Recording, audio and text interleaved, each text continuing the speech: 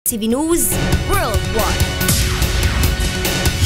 Nagtungo ang ilang health advocates sa tanggapan ng Commission on Human Rights upang igit ang right to information sa masamang epekto sa kalusugan ng paninigarilyo. Ito ang balita ni Pong Mercado.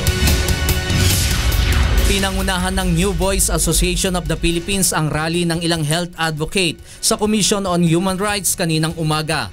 Nais ng grupo na isulong ang karapatang pantao sa right to information sa epekto ng paninigarilyo. Bukod pa dito, ang right to health na dapat ay tinatamasa na ng bawat isa. Suportado naman ng CHR ang kampanya ng mga anti-smoking group. Ayon kay CHR chairperson Eta Rosales, nararapat igalang ng lahat ang polisiyang no smoking zones. Sinabi ni Rosales na nakasasama rin sa kalusugan ng tao ang second-hand smoking, kaya ipinagbabawal ng Department of Health ang paninigarilyo sa mga tanggapan, eroplano, restaurants at iba pang pampublikong lugar. Dagdag pa nito, mismo sa kanyang tanggapan ay bawal ang paninigarilyo.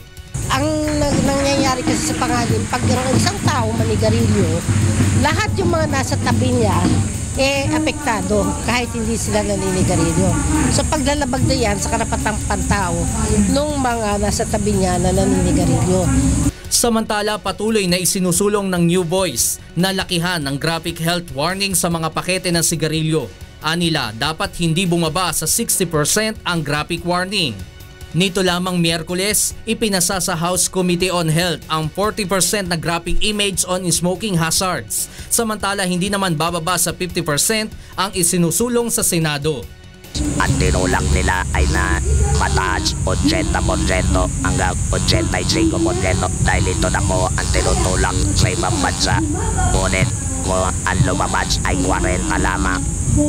Isa lang po ang ibig sabihin yan, influensyado po sila ng tobacco industry. Umaasa naman ang mga proponent ng panukala na makasasama sila sa bicameral conference upang maisulong pa ang mas mataas sa 40% graphic health warning. Actually, karamihan po ng mga bills, 60% papataas ang panawagan.